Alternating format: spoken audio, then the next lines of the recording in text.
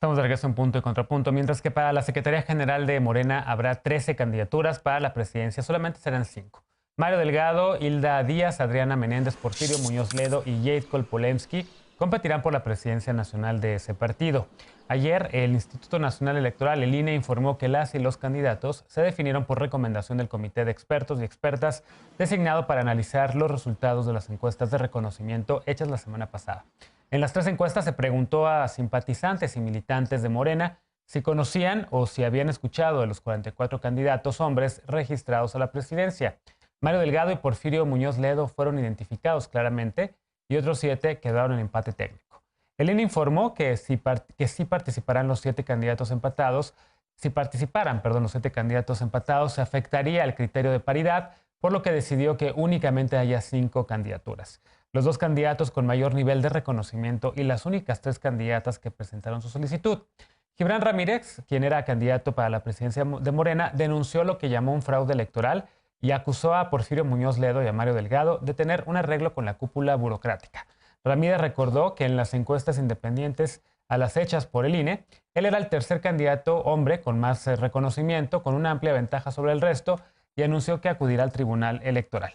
Vaya lío que trae este partido, y vamos a escuchar ahora sí primero a ti, Estefanía, porque tú eres militante de ese partido, también hay que decirlo, amiga de Gibran, amiga también de muchos de los que están ahí compitiendo, pero ¿cómo ves este lío que hay ahora en la encuesta? ¿Cómo ves también la reacción de Gibran?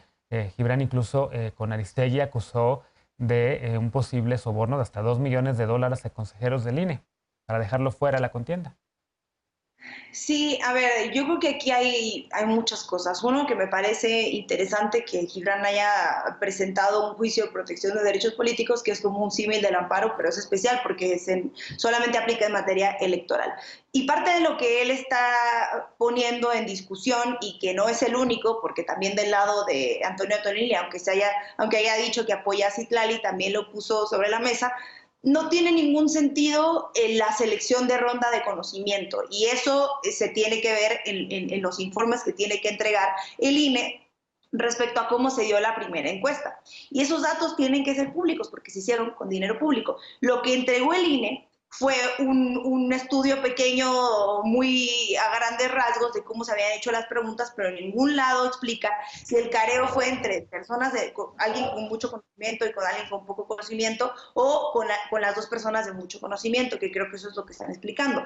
Uno, que no hay forma de corroborar si las personas eran mayor de edad, porque eso tampoco viene en el informe, que más de las 40 personas a las que llamaron rechazaron la encuesta. Y 3, que también existe una posibilidad de que se haya viciado el proceso, porque Abundis, el director de parametría, 2 días antes publicó algo y dio una entrevista en la que anunciaba ya resultados de esta encuesta, y eso no está permitido, y creo que no debió haber sido así. A ver, yo creo una cosa, a mí me parece válido lo que está diciendo el compañero Gibran Ramírez, y creo que quien esté en contra de lo que está diciendo, pues simplemente no está entendiendo de lo que se trata el proceso. Yo sí creo que debió haber sido justo en términos de a quién dejaban participar. La verdad es que quedaron personas de las que yo no había escuchado, entonces este sentido de reconocimiento, lo decía uno de los grandes seguidores de Alejandro Moreno, que trabaja en una de sus empresas, que es el mejor encuestador de México, que no tiene sentido cómo fue y cómo se dieron las encuestas, y que sí tienen que rendir cuentas las encuestadoras, y creo que eso es lo que nos trae acá. Sí me parece que queda mucho a deber, que hubiera estado bien que dejaran participar a estos 2 perfiles. Claramente Antonio Tonili tenía mucha popularidad y me hubiera gustado verlo medido también, aunque bueno, hasta este principio de paridad claramente no iba a quedar de todas maneras, pero sí me hubiera gustado, y sí me parece un poco Sí. antimorena que los mismos personajes de la encuesta estén cuestionando a los que cuestionaban al INE. Hoy defienden al INE por la decisión que tomaron y señalen a un compañero por llamarles la atención en el proceso, que claramente a todas luces, no solo para él, para muchas personas que están fuera de Morena y fuera del proceso y que son expertos en este tema, están cuestionando Bien. también. Entonces yo sí creo que tendrían que respetar por lo menos la voluntad de interponer todo lo que se pueda hacer en este momento. Bien. Alejandro, ¿cómo lo ves tú? A mí el proceso desde un inicio me parece que está viciado desde origen, es desastroso, es producto de la injerencia de un organismo del Estado en la vida interna de un partido que le ordena elegir a su dirigencia a través de un método que no es democrático y que además no está contemplado en los estatutos. O sea, va en contra de la propia legalidad interna del partido en cuestión, que no es otro que la primera fuerza política de este país. Es un proceso que se pareciera que estuvo confeccionado a la medida de algunos de los candidatos, que si hubieran ido a una elección interna no hubieran tenido la mínima posibilidad de ganar y hoy están en la contienda. Y esto lo tenía mucho razón Citlali Hernández, puntera en a la candidatura a la Secretaría General, en denunciarlo. Ellos están participando bajo protesta, pero entendiendo que esto estaba viciado desde origen y que es desastroso. Lo que llama la atención es que hubo candidatos que lo apoyaron desde un inicio. Apoyaron que el tribunal dijera cómo elegir y que interviniera en la vida interna. Ese mismo tribunal que eligió a Felipe Calderón y que fue pues, el perpetrador de una elección completamente plagada de irregularidades, el que lo validó. Eso por una parte. Por otra, quizás hablaríamos un poco del sesgo que nos da redes sociales. Honestamente, a mí sí me sorprendió mucho que Gibran Ramírez y Antonio Atolini no pasaran a la final. Y aquí lo que habría que preguntarse es si hay o no irregularidades por una parte, o por otra, cómo se construye imagen pública en este país. Porque también creo que tenemos una disonancia cognitiva o una impresión de una burbuja en las redes sociales, sí, en la cual estamos habitados, en la cual pues súper populares, pero no realmente a lo mejor en el resto del país, ¿no? Posiblemente. O sea, ¿cómo se construye una imagen pública en este país? Eso me parece sumamente interesante. Yo creo que, por ejemplo, el caso de Porfirio Muñoz Ledo fue sorpresivo, se posiciona como el candidato a vencer y es un político pues tradicional, digamos que tiene muchos años de experiencia de carrera política. Eso me resulta muy interesante. Y el 3, pues es bastante decepcionante algunos comportamientos como acciones de espionaje o de descalificaciones, de insultos.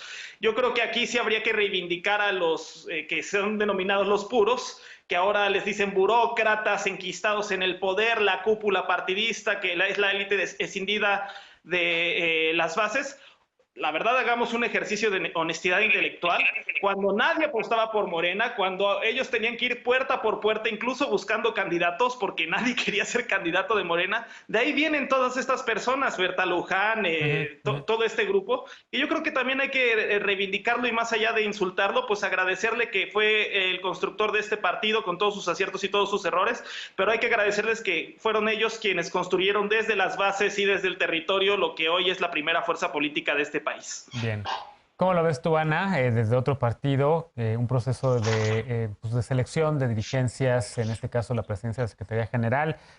Tú que vienes de un partido que ha tenido una tradición de democracia interna pues mucho más sólida que los demás partidos y sobre todo que que es uno nuevo, en donde se han hecho procesos internos, aunque realmente en la elección del 2018, no fue tan el caso como denunciaban Margarita Zavala y Felipe Calderón, pero sí tenían ustedes procesos de debates, procesos de votación de militantes, procesos de apertura, digamos, en el sentido, ¿cómo ves que en Morena sea pues una decisión de un tribunal y además una encuesta? Y ahora, ¿cómo ves también este desconocimiento de la autoridad electoral por parte de algunos candidatos? Sí, Alberto del Show y cochinero de Morena realmente me hace sentir muy orgullosa la democracia interna de Acción Nacional. La democracia del PAN no es una democracia sencilla, es una democracia muy dura, es una democracia donde te ves expuesto a muchos procesos de selección interna, donde tienes que asumir muchos retos. Es una democracia bastante dura y nuestros candidatos y candidatas también hemos visto procesos donde pues se han echado muchas verdades en la cara, pero nunca han desconocido a la institución y es algo que sí estamos observando en Morena. Ahorita que escucho a Alejandro, no tienen que culpar al tribunal por lo que están viviendo ustedes, tienen que culpar a sus anteriores dirigentes y todo ese desastre que tienen desde la dirigencia nacional, las estatales y pues las municipales, pues es su culpa. Ha sido su culpa que prefieren estar atacando a los contrincantes que voltear a ver al interior y ver que están haciendo mal, que pues nos estamos dando cuenta que son muchas cosas. Entonces, pues como señaló Ciro Murayama, pues no puede ahora Gibran, porque no le salieron las cosas en la realidad como le salen en Twitter, pues salir y decir que es un fraude, porque entonces lo único que nos hace pensar es que las personas que acaban en Morena, la primera palabra que pronuncian antes de papá y mamá es fraude, y entonces ya crecen como con ese código abrigo de que cada derrota que tienen, pues la van a asumir porque es un fraude. Eso no está bien. A mí, o sea, como joven, como universitaria, no me gusta ver y no me gustaría creer que todo lo que está diciendo Gibran pues es verdad. Yo espero que no podamos vivir en esta clase de entramado democrático, pero todo esto es culpa de Morena. Lo que está pasando en Morena es culpa de Morena. No pueden culpar ni a las encuestadoras, ni al INE, ni al tribunal. Nada de esto hubiera pasado si hubieran tenido el padrón en regla, si tuvieran una institución conformada, si fueran militantes a la altura y si no estuvieran buscando constantemente destruir al otro, porque eso los está destruyendo a ustedes. Entonces, lo que me parece es que, pues también señalar que concuerdo también con lo que dice Alejandro, sorprendentemente, porque pues entonces no todo es Twitter y muchas de esas figuras que ahorita estaban buscando otro centro de popularidad, pues se están dando cuenta que de nada sirve tener 200,000 seguidores, 500,000 seguidores, cuando no son capaces de ganar una encuesta partidista. Entonces, ni Parametría, ni Demotecnia, ni Mendoza y Asociados son culpables de los resultados. Al contrario, pues Porfirio, yo lo sigo diciendo, aquí por ejemplo he escuchado que dicen que es el priista más priista de Morena, ¿no? Pero, bueno, que todo Morena viene del PRI. Pero, pues a mí me ha gustado muchas de las posturas que ha tomado Porfirio como diputado. Es de las pocas personas en Morena que le ha señalado a López Obrador que está actuando mal y que está siendo un incongruente y que se está equivocando no solo con Morena, con el país entero. Entonces, pues bien por Porfirio. Es el problema, que te caiga bien. Bueno, déjame escuchar primero a Martín Veloz y ahorita voy contigo para el contrapunto. Adelante, Martín. Sí, es un desastre, ¿no? Y yo digo que cada partido tiene derecho a su desastre interno, pero sí, por ser el partido oficialista, pues obviamente tiene trascendencia nacional. Lo primero, la imagen pública. Sí hay algo que huele raro cuando llegan finalistas que yo nunca había escuchado en mi vida, y yo no vivo en la República del Twitter, y alguien pues, que sale en la televisión y que ha estado recorriendo el país desde hace mucho tiempo, tanto Gibran como Ottolini, pues parece que no pintaron en absolutamente nada. También el método de encuestas, ya lo había dicho Alejandro, es una privatización de lo público. Sí. ¿No? Y eso yo creo que sí, o sea, el vicio de origen es terrible porque lo privado por definición es opaco o puede ser opaco. La metodología pues, no se tiene que ceñir a ninguna norma que esté apegada al interés público, por eso es privado, ¿no? Entonces es desde ese vicio de origen, pues aquellos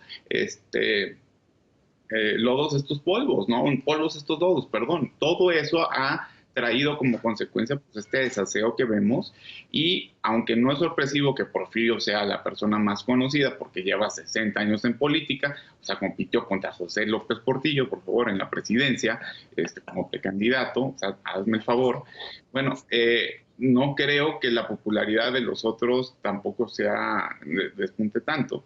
Y yo creo que el INE sí se está equivocando en la transparencia y en cómo está dando a conocer las cosas. O sea, uno lee las resoluciones, las cosas, dice, es que con base en estadística y metodología, pues vamos a decir esto y esto y esto. Pero no hay una regulación objetiva. Y eso se presta a que cada quien pueda sacar sus conclusiones y uno diga, pues hay algo raro.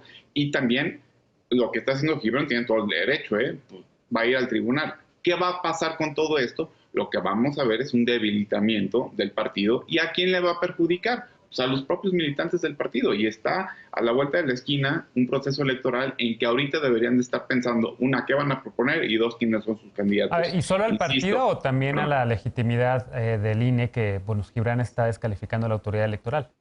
Es que ahí, de la legitimidad del INE, no sé qué tanto fue el tribunal electoral que ordenó al INE.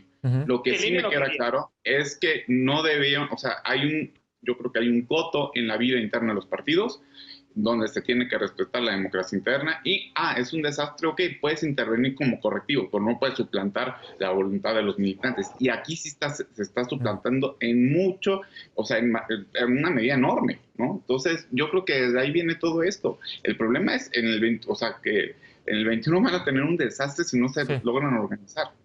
Veloz tiene la mano levantada. Sí, yo creo que el INE tiene la responsabilidad, como dije, porque se gastó dinero público en nada más entregar cómo fue la metodología, que no queda muy clara, y coincido con el compañero en ese sentido. Y la otra es la discusión respecto a quién fundó el partido y a quién hay que agradecerle. no tiene que ver con que a quién hay que agradecerle por haber cuidado las casillas en el 2018, que la mayoría o no estaban afiliados o no tienen que ver nada con Morena, simplemente son obradoristas. Y yo sí creo que haber sido fundador de Morena, y lo tenemos que decir, tiene que ver en que hayas vivido en la Ciudad de México, en cuántos años tenías, en de dónde vienes haciendo política, y yo creo que es muy injusto que la discusión sea si eres fundador o no. Y la otra es, Genaro, yo he caminado contigo, yo he ido contigo a muchos lugares, así como lo he hecho con Gibran, y me consta cómo la gente te para en la calle, y me consta cómo la gente te pregunta cosas, y me consta que te conocen a mucha gente, ¿no? Pero tú que estás en la tele, pero tú que escribes en un periódico, ¿no tiene que ver eso con el conocimiento? Y si te ponen con alguien que no conocen y te van a decir, no, es que tú no puedes, no jalas gente porque no existe Twitter, y porque no existe lo que escribes y porque tu recorrido académico no cuenta, yo creo que eso es una falacia y yo creo que eso es mentira porque nosotros lo hemos vivido con las personas que están escribiendo y que marcan una línea por lo menos de opinión pública. Y la opinión pública pesa y por eso tenemos estas figuras públicas. Es así. Y a mí me tocó verlo con Gibran y aunque Toño no me caiga muy bien, también me tocó que convoca gente y es verdad. Entonces sí me parece... Pero por ejemplo ahí Toño tiene más años de ser público que Gibran y bueno, yo también más años que Toño que es de ser público, ¿no? O sea, también hay una no tiene que ver con que hayas tocado puerta por puerta, ¿cierto? Bueno. Yo creo que hay que decirlo también. Manos levantadas de... tenía primero a Encinas y después a Ana. No, simplemente apelar a un poco de reconocimiento, un poco de humildad y un poco de compañerismo, eso es todo. Es verdad. Y finalmente pero Ana. Con Gibran, pues. Gracias.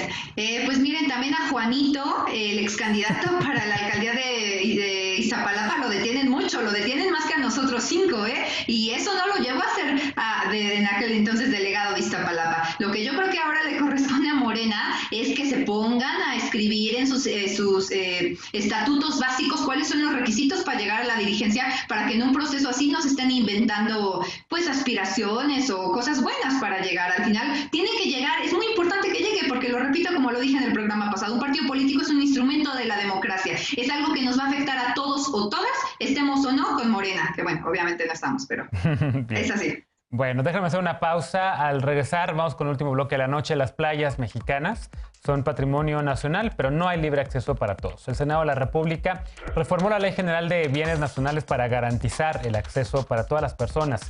Terminar realmente con los privilegios en zonas turísticas de primer nivel. Regresamos con este tema punto y contrapunto, no te vayas.